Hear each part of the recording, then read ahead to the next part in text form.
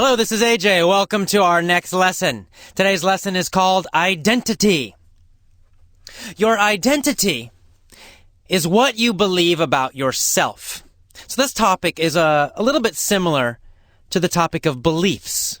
We've talked a lot about beliefs before. Remember, limiting beliefs and empowering beliefs. Identity is really an important kind of belief, or beliefs, really. It's a collection of beliefs about yourself. The reason this is important, more important than just normal beliefs, is because these are global beliefs. Now, by global, I mean something that affects everything. It covers everything. Global comes from globe, which means all of the world. Well, we're not talking about internationally here. Here, global means everything, covering everything, about everything. So global beliefs are beliefs that affect everything else. Your global beliefs affect all your other beliefs. They influence all your other beliefs. They influence all of your other emotions. They influence everything. They're kind of the most fundamental beliefs, the core, deepest beliefs, the central beliefs. And other beliefs come from them. So you've already been thinking a lot about your beliefs related to English, for example. But now I want you to think about the beliefs you have about yourself, who you are, what kind of person you are, what your abilities are. These are very, very important. You need to choose them because most of us grow up and we learn them from other people. We don't even know it's happening. For example, we grow up thinking we are citizens of a certain country. And that's true. Of course it's true. But if we identify too much, if that belief is too strong, we can become negative, possibly even violent towards people from other countries. If we say, I'm an American, America's number one, I'm the best, everyone else sucks. Well, believe it or not, there are people in the United States who think that. There are people like that in every country. Obviously, this is not a positive belief, not positive for most people. It has a lot of negative consequences. So we've got to be careful about our global beliefs, about what we believe about ourselves. More commonly, we have a lot of beliefs about what we can do and what we cannot do. We have beliefs about ourselves. I am this and I'm not that. I'll give you an example of my own limiting global belief. For many, many, many years, I had a belief, I'm not a good language learner. This was a very strong belief that I had, a global belief about myself.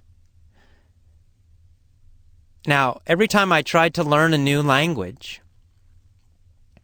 this belief was there. Do you think it helped me learn other languages?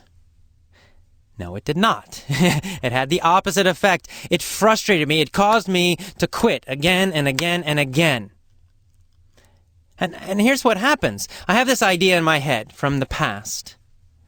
I'm not a good language learner. I'm a poor language learner. So when I start to try to learn Japanese, for example, what happens? Well, I start learning. And unfortunately, I was trying normal, traditional methods, not effortless methods. I know better now, but in the past, I didn't know. So I was trying just these normal methods. And of course, it was difficult. I had problems. I made mistakes. It was difficult to understand. So what happened is this experience touched, interacted with my global belief. I'm not a good language learner, or I'm a poor language learner. And then these experiences, which are kind of difficult. So I looked at these experiences and I decided the meaning was, well, see, I'm not a good language learner, of course. Of course, Japanese is difficult because I'm not a good language learner. So I quit. Now, another person can have the same experience. Let's Say somebody who has the belief, I am a great language learner. I love learning languages. I am fantastic at languages. And they start to learn Japanese. And guess what happens? They have some difficulties. They have trouble understanding, of course. They're a beginner. They're just starting. Now, they don't think, oh, see, I can't do it. They think, well, this is normal, but I'm a great language learner, so I'm going to solve this problem and keep going. I'm going to get better and better. This will improve. Their whole attitude is different. So when the same thing happens to them, it doesn't stop them. It doesn't hurt their emotions. Their energy doesn't drop. They don't lose motivation. They get stronger and better. They decide, well, this is a short-term problem. I'm going to solve it. We're going to keep going. So that's the power of a global belief. It affects everything. Every specific experience is filtered through the global beliefs. So every language experience I had was filtered through this belief, I'm not a good language learner. And if I have the opposite belief, I'm a great language learner, well, then every experience will be filtered through that. Okay, so we need to choose our global beliefs. It's very important. We need to develop empowering global beliefs as well. Not just beliefs about English or beliefs about specific things, but also beliefs about ourselves, who we are, what we can do, what kind of person we are. These are the most important kinds of beliefs, these global identity beliefs. So you need to look at your own right now about English and learning in general. Do you have limiting, negative, global beliefs? What do you think about yourself? Do you think, oh, I'm not good at English? Or do you think, oh, I am a fantastic English learner. I'm a fantastic English speaker. I learn languages easily and quickly. Which one? It's a big, big difference. It'll have a big effect which one you choose. So let's talk about how can you build up this identity? How can you choose your identity? Well, the first thing you need to decide, just rationally, very carefully, just thinking logically, what kind of beliefs would help you? What kind of beliefs would guarantee your success? Those are the ones you want to choose. Consciously choose the beliefs you want about yourself. So go ahead right now, pause this, get a piece of paper, and write down maybe 3 or 4 beliefs, positive, strong beliefs that will change your feeling about yourself. Write down at least a couple that are related to language learning and English speaking, and maybe just some very general ones about yourself.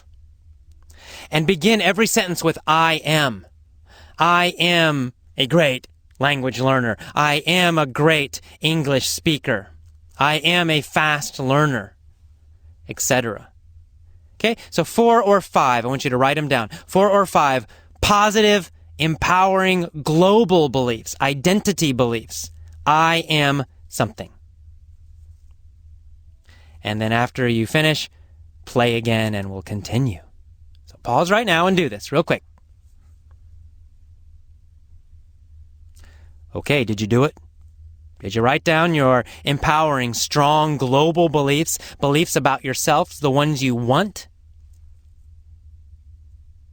Good. Well, here's what you're going to do now. You're going to make those stronger. And if you remember, the way we make a belief stronger is we add references, we add experiences, we add evidence. We add specific examples that show that it's true. And here's what you're going to do. You're going to think back. Think in your life. Think about a time, any time, one experience where you succeeded. You did something that was difficult and you succeeded. And I want you to write that down again. Pause really quickly. Write down just one example, something you did that was difficult. You succeeded even though it was difficult. Go ahead, pause, do it. Okay. Here's what I want you to do now. Think again. We're going to find another reference, another example. Think back again in your life, any time in your life, now, in the past, in the far past, as a child, last week, yesterday, doesn't matter. I want you to think about a time when you learned something. A time when you learned something that seemed difficult. So you learned something, it might have seemed tough at the time, but you did it. You learned it, a new skill. Knowledge, anything. Just think about successful times in your past when you learned something. And you should have more than one, so I would like you to write down 4 or 5 of these. 4 or 5 successful learning experiences, things that you learned. One example we all have, you learned your native language. You are a master of your native language. Write that down. And write down 4 or 5 other examples of successful learning in your past.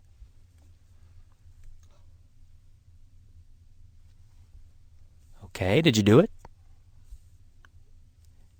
Good. Now, I want you to think back. This one might be a little tougher for some of you. Maybe not. I hope not. I want you to think back to a time in your past where you were successful with English. Maybe a time where you read something and you understood it and you're really happy. Wow, I understood that article. I understood that story. Maybe a time when you listened to something in English and you understood and you were very happy. Maybe a time where you spoke a little bit of English and you felt proud, you felt strong. Oh, this is great. I just spoke English. Maybe you wrote something in English. It doesn't matter. It does not have to be big. Something small is fine. But I want you to find 2, 3, 4, maybe 5, maybe 10 if you have them. Experiences, specific examples of success with English. They can be small. It's okay. Just little examples from your past when you did something successfully with English. Pause now and write them down.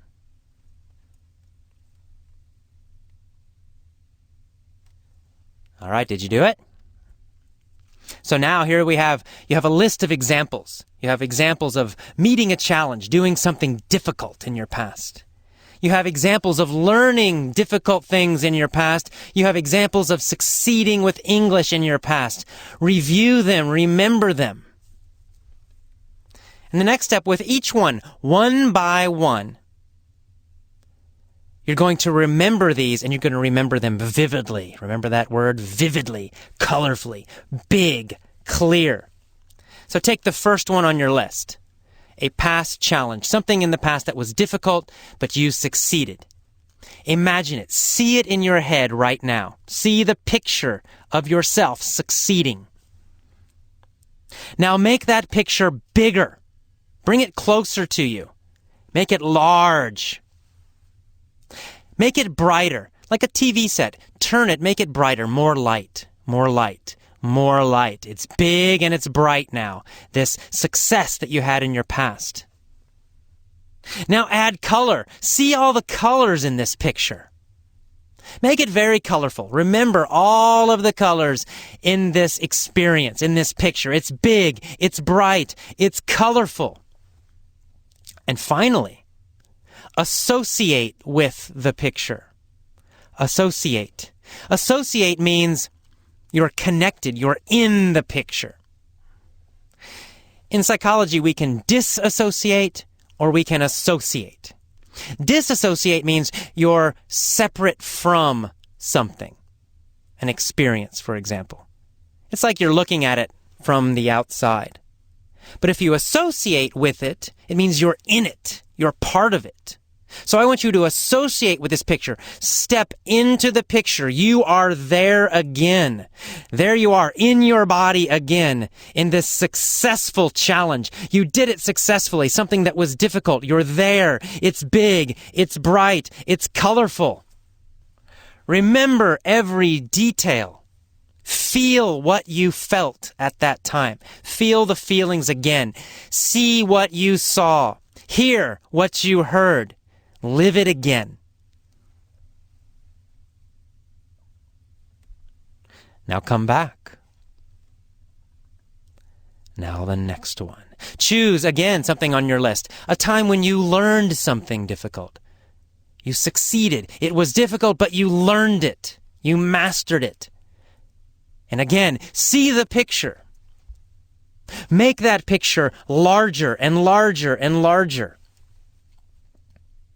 Turn it up again, brighter and brighter and brighter. Add color, make it more colorful, more colorful. And finally, step into the picture. Associate with the experience. Live it again. Be there again with this second experience. Successful learning, you did it. Feel it. Feel how it felt. Live it again. Breathe it again.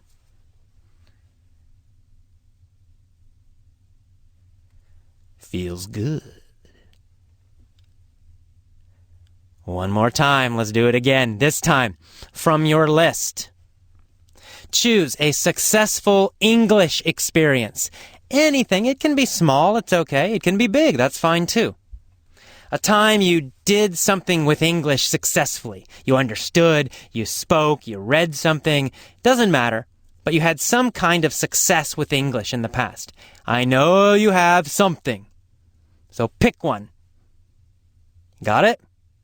And one more time, the same thing. See that picture. See yourself succeeding, speaking English or understanding it.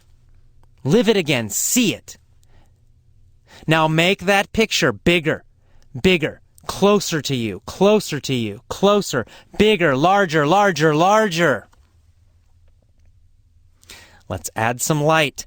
Turn it up. Make it brighter and brighter and brighter. A nice, bright, large picture in your brain. This successful experience from your past with English. Once again, add color. It should be a colorful picture. Remember the colors. See them clearly, distinctly, powerfully, vividly. And the last step, step into the picture. Become part of the picture. Associate with it. Be in that experience again. Live it again. Live it again. The success with English. Feel what you felt. Feel the happiness. Feel the pride. Okay, and come back again. Now here's what I want you to do. Every day this week, I want you to do this. I want you to review your list. Look at this list and do this exercise every time, every day. You pick something from your list, see it, make it bigger, make it brighter, more colorful, and then step into it and live it again, feel it again. Do this every day this week. You'll start to change your global beliefs. You'll change your identity. And just to be sure, make sure you write down those beliefs. I am a fast learner of English. I am an excellent English speaker. Write those down and review them also. Through this process, by doing this, just 1 week, maybe 10 days, maybe 2 weeks, you will have a big change in your identity related to English. You can do this in any part of your life. I'm focused on English learning, so that's what we're focusing on, but you can actually do this with anything.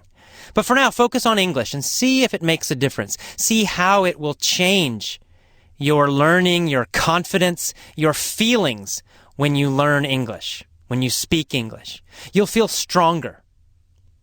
You'll feel smarter. You'll feel more successful, and you will become more successful by doing this. All right, well, that is the end of our main talk for identity. I will see you next time. Bye-bye.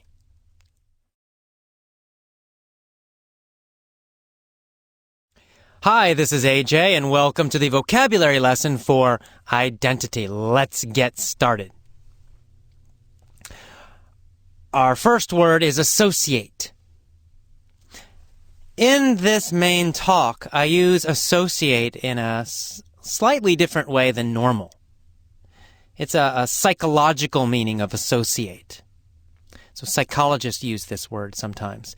To associate, when you're talking about psychology, it means you're connected to an experience. And the opposite is disassociate. To disassociate means to unconnect yourself from an experience. It's like you're separate from your own body. It's like you're separate from your own mind, separate from your experience. So it's a psychological term, to associate or to disassociate. Associate means you're in the moment. You're in the experience totally. You're feeling everything. You're seeing everything. You are there. To disassociate means the opposite. It means you disconnect. It's like you're not really there. You're not really feeling anything. It might be happening to you, but you're not feeling the feelings. You're not feeling the emotion. You're disconnecting from yourself. So associate and disassociate. When we're talking about positive experiences, positive memories, we want to associate. We want to be there in the experience, in our bodies, living it again. It makes it stronger, makes the emotions stronger. It makes it more powerful for us. And the opposite is also true if you have some negative memories about English, for example. One way to make them weaker is to disassociate. Step out. Pretend you're outside it, looking at it. And then, of course, you can make it smaller and darker and push it away. So that's all we're doing when we're playing with these pictures in our head. We're associating or disassociating. We're associating more to the positive, strong, empowering memories and images. And we're disassociating more from the negative ones, the limiting ones. Associate has other meanings, depends on the situation, but this is the psychological meaning of associate. Okay, our next word is a repeat. We've had it before, but let's talk about it just one more time, just review it. And that's the word reference. A reference is an example, basically. An example, a specific example. So when I talk about you need references for your beliefs, you need examples for your beliefs. If you just say, I'm good at English, I'm good at English, I'm good at English, that's okay. But it's stronger if you have examples to support it. If you can think in your life, even something small, some small success with English, a specific example of success. If you can find one or two or more and more and more, the more examples you find, the more references you find, the stronger the belief becomes. So you want a lot of positive references. You want to remember the good things that happened, even when they're small. And they did happen. You've got to have some positive ones. Everybody does. The problem is everybody forgets them, and everyone focuses on the negative references, and everyone makes those stronger. That's not what you want to do. You want to do the opposite. Weaken those. You want to focus on all the positive ones from your past, even the small ones, and remember them, make them stronger, clearer, bigger. Build those references. Build those positive references to support your empowering global beliefs, your identity. Okay, the most basic meaning of global means worldwide. About all of the world, connected to all of the world, related to all of the world. Global also has a little more specific meaning. It can mean about all of one topic or related to everything in one category or in one topic. So, for example, global beliefs about English. It means beliefs that affect everything else in this topic, everything else in English learning. So in this case, global has this idea of kind of fundamental, or it's something that affects everything else. That can also be global. Okay, the next phrase is filter through, to filter through. I said we often filter our experiences through our beliefs. Interesting. Filter something through our beliefs. So we have an experience, and we filter it through our beliefs first, and then we decide the meaning. Okay, filter through. A filter is something that you put between one thing and another thing. And the filter changes what's coming in. Let me give you a simple example to help you understand. Let's say you have a camera. You have a camera. You take a picture. And you get some red glass. Red glass. You put it in front of the camera. Well, that's a red filter. We call that a filter. The red glass would be a red filter. It means the light comes through the glass first, then it reaches the camera. And what happens? Only red light comes through. Right? The green light, the blue light, the yellow light is blocked. So the camera only sees the red light. The filter blocks some of the information, some of the light, and it only lets through the red. So we have mental filters, just like this. Our beliefs are mental filters. It means information comes into our eyes and our ears. But before it reaches our brain, deep in our brain, our beliefs block some of the information or change some of the information. So some of us have happy filters, happy beliefs. So everything that happens, we feel happy. Even if something bad happens, we lose money. Oh, well, that means I'm going to get more money later. Right? That's just a belief. It's just a filter. So it's the experience comes in, and then the belief decides the meaning. On the other hand, if you have a very negative filter, negative beliefs, then maybe you get money, you earn money. But then your belief is, well, I'm going to lose it. I'm never lucky. Someday I'm just going to lose all this money. So the experience is not really the important thing, right?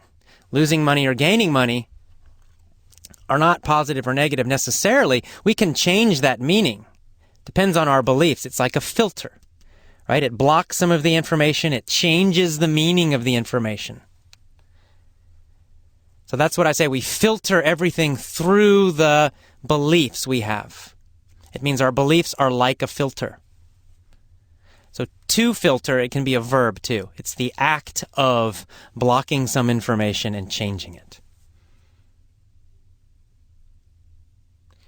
Okay, our last word is the title of this lesson, identity. I already talked about it. It's a common word. You probably know it already. But let's talk a little bit about it specifically. So again, identity means the collection of global beliefs about yourself. What you think about yourself. All of your opinions and beliefs about yourself. What kind of person you think you are. What you think you can do. What you think you can't do. What you think you must do. What you think you shouldn't do. All of those global beliefs together create your identity, who you are to yourself. A lot of people think identity is permanent, like you're born with it or something, or it can't be changed. This is who I am. I will always be this way. A lot of people say that, right? This is my identity. It's who I am. I can't change. And what do we say about that? We say, bullshit! It's not true. Identity can be changed because identity, it's just a collection of beliefs. And as we have seen already, beliefs can be changed. Beliefs can be changed very dramatically, in a very big way. And if you start changing these global beliefs, you change your identity. If you change a lot of them, you can totally change your identity. You can choose your identity. You can choose a powerful, positive, enthusiastic, encouraging identity. You're not stuck with the identity you have now. You can change it, and I encourage you to change it, to choose the identity you want. Be the kind of person you want to be. Believe what you want to believe about yourself. And change the references. Focus on the references that support the identity you want. about English learning, about who you are as a language learner, but also just in general, who you are as a person. That's equally important. Of course, it's more important, in fact.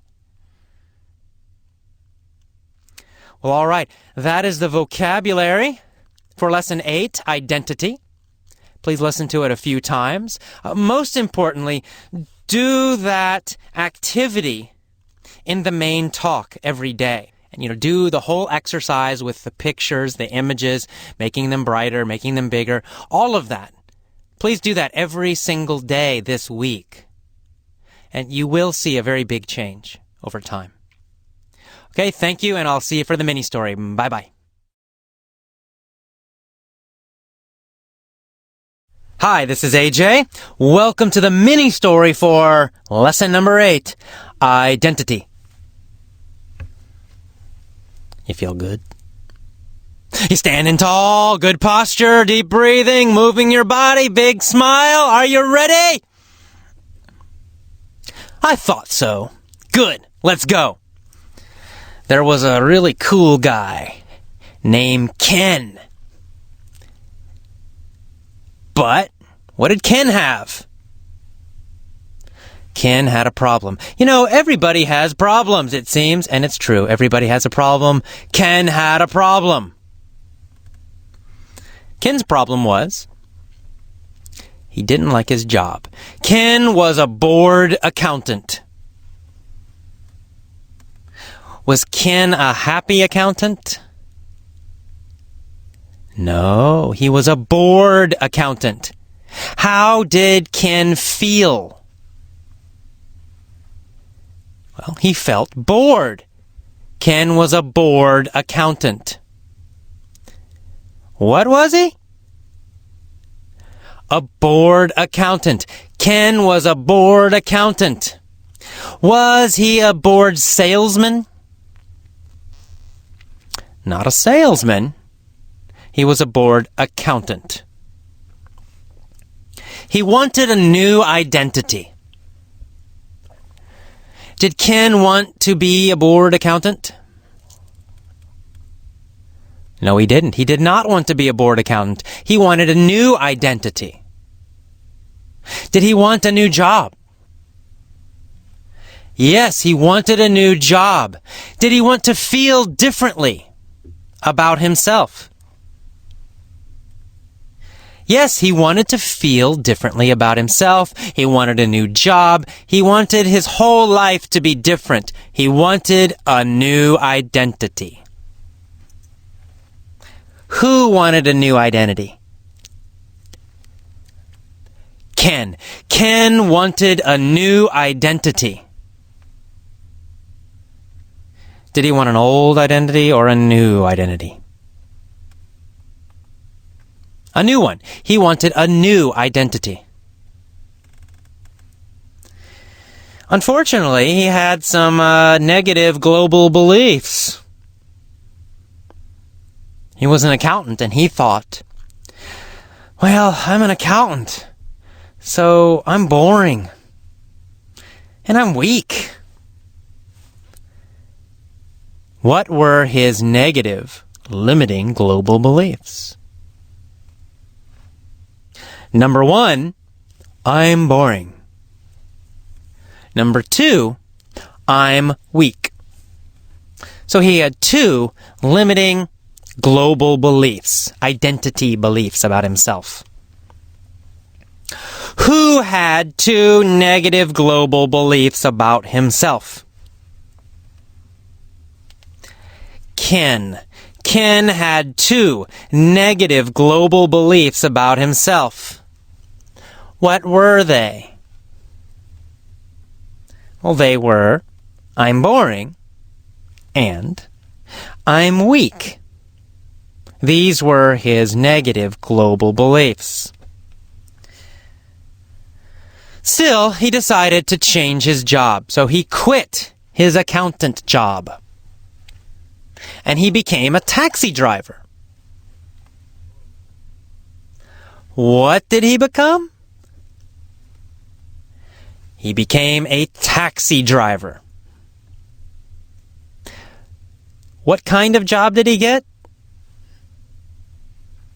taxi driving job. He became a taxi driver. Did he become a bus driver or a taxi driver? A taxi driver. Why? Why did he become a taxi driver? He thought it would be exciting. What did he think about driving a taxi? He thought it would be exciting. Who thought it would be exciting? Ken. Ken thought it would be exciting. He thought what would be exciting? Driving a taxi. He thought driving a taxi would be exciting. Was it exciting? No, it wasn't exciting. It was boring. How was taxi driving? It was boring. Taxi driving was boring. Was it a boring job or an exciting job? It was a boring job. Taxi driving was a boring job for Ken. Why was it boring? Well, because every day customers complained to him. Who complained to him? Customers. Customers complained to him every day. What did they do? Complained. They complained to him every day. Who did the customers complain to? They complained to Ken every day. Was this exciting for Ken? No, it wasn't exciting for Ken. It was boring for Ken. He was bored. He felt bored. Did he feel bored as a taxi driver? Yes, he felt bored as a taxi driver. Did he feel bored as an accountant? Yes, he felt bored as an accountant, and then he felt bored as a taxi driver. How did he feel in his two jobs? Bored. He felt bored. He was bored as an accountant. He was bored as a taxi driver. He decided to change his identity. He decided to change his global beliefs. What were his negative global beliefs? Remember? Well, number one was, I'm boring. I'm a boring person. And number two, I'm a weak person. I'm weak. Those were his two negative, limiting global beliefs. He decided to change them. What were his new, empowering global beliefs? Well, number one, I'm strong and tough. He decided on a new belief. New belief number one, I'm strong and I'm tough. Every day he said this, I'm strong and I'm tough. I'm strong and I'm tough. Every day he remembered references from his past when he was strong and tough. He had another empowering global belief. He said, I'm exciting. I'm exciting. I'm an exciting person. He thought about references from his past every time in his past when he was exciting. What kind of beliefs were these? Empowering. These were empowering beliefs. Strong beliefs. Positive beliefs. Empowering beliefs. Whose empowering beliefs were these. These were Ken's empowering beliefs. His new empowering beliefs. So every day, he made his empowering beliefs stronger and stronger. Soon he had a new identity. A strong, exciting identity. He decided to get a new job. Ken decided to become a vampire killer. What's a vampire? A vampire is a monster, like Dracula. A vampire sucks blood from people. A vampire kills people. A big monster.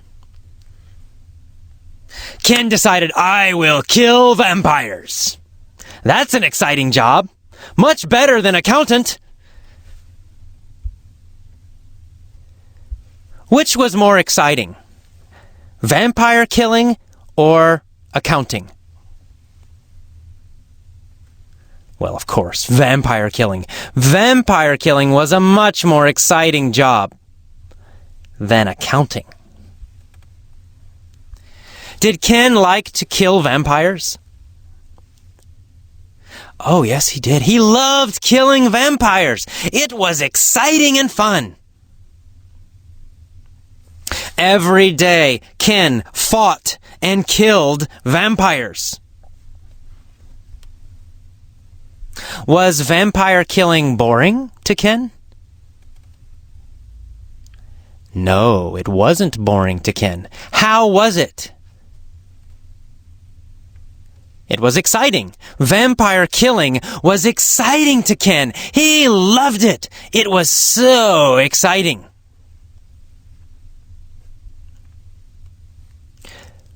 Did Ken enjoy vampire killing? Of course he did. He loved vampire killing. Did Ken have a new identity? Yes, he did. He had a new identity. He said, I'm strong, I'm tough, I'm exciting, and I'm a vampire killer. Ken loved his new job, and Ken loved his new identity. Okay, that is the end of the mini story for identity. As always, listen deeply. Remember to use those different distinctions. Remember those? Listen for understanding for a while, for a few days. Then try to be fast when you respond, when you answer. Then listen very carefully for pronunciation. And finally, imitate me, my voice, my emotion, everything. So you can do that for 1 or 2 weeks at least, possibly longer, with each lesson. Then you'll learn very, very deeply. That's the power of the mini stories. One time listening to them is nothing. It won't help you so much. But if you use that system, I promise you it will help a lot. You will learn so much English grammar intuitively and naturally. And one day you'll start speaking and you'll use correct grammar without thinking at all. But you have to follow that system, so please follow the system correctly. Okay, I will see you next time. Bye-bye.